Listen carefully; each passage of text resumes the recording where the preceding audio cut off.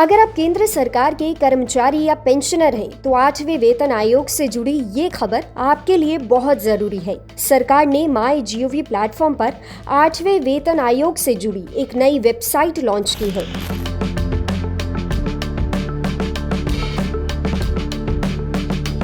इस वेबसाइट पर 18 बड़े सवाल रखे गए हैं, जिनके जवाब आगे चलकर ये तय करेंगे कि आपकी सैलरी, पेंशन, भत्ते और नौकरी की शर्तें किस दिशा में जाएंगी। इन 18 सवालों के जरिए सरकार ये समझना चाहती है कि मौजूदा सिस्टम आज के समय में कितना सही बैठता है। इस वीडियो में जानते हैं कि वो 18 सवाल कौन से हैं, इसमें कैसे अप्लाई किया जा सकता है और कौन कौन इसमें अप्लाई कर सकता है।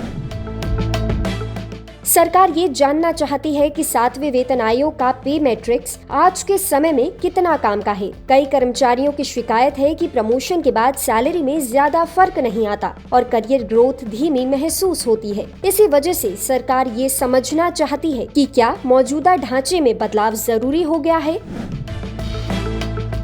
फिटमेंट फैक्टर ही तय करता है कि आपकी बेसिक सैलरी कितनी बढ़ेगी। सरकार ये पूछ रही है कि मौजूदा फिटमेंट फैक्टर क्या महंगाई के हिसाब से पर्याप्त है या नहीं। साथ ही ये भी देखा जा रहा है कि न्यूनतम वेतन एक सम्मानजनक जिंदगी के लिए काफी है या नहीं।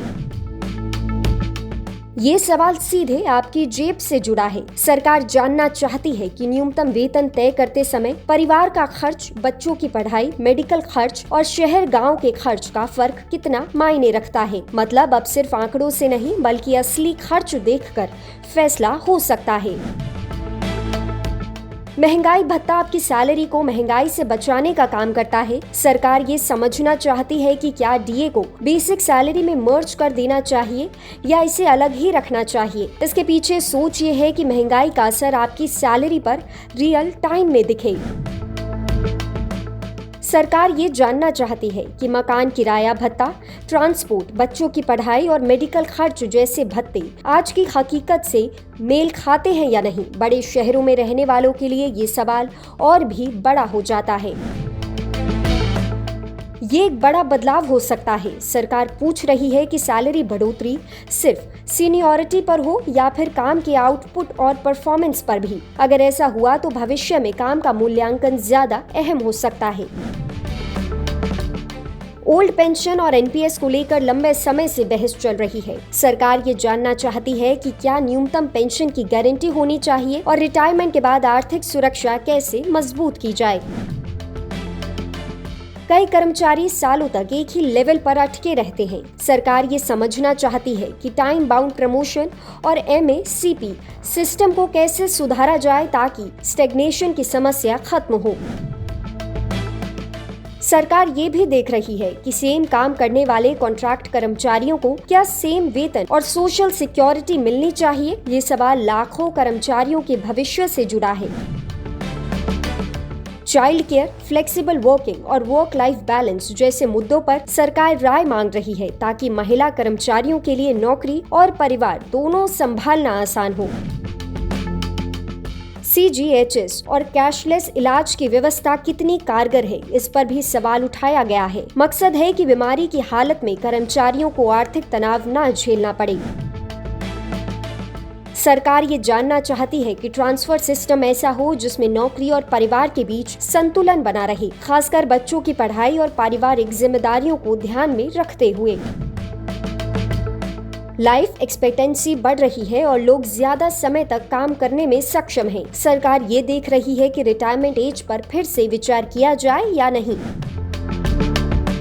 डिजिटल स्किल्स, AI और नई टेक्नोलॉजी को देखते हुए कर्मचारियों को कितनी ट्रेनिंग मिलनी चाहिए, इस पर भी राय मांगी गई है।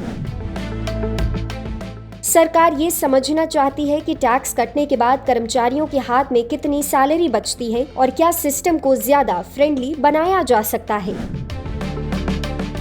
बड़े शहरों में खर्च ज्यादा है। सरकार ये देख रही है कि क्षेत्रीय असमानता को सैलरी स्ट्रक्चर में कैसे एडजस्ट किया जाए।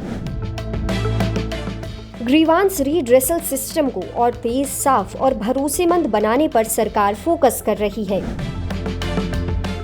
ये खुला सवाल है जिसमें कर्मचारी अपनी सबसे बड़ी उम्मीद और चिंता सरकार तक पहुंचा सकते हैं। यही सवाल पूरे 8वें वेतन आयोग की दिशा तय करेगा।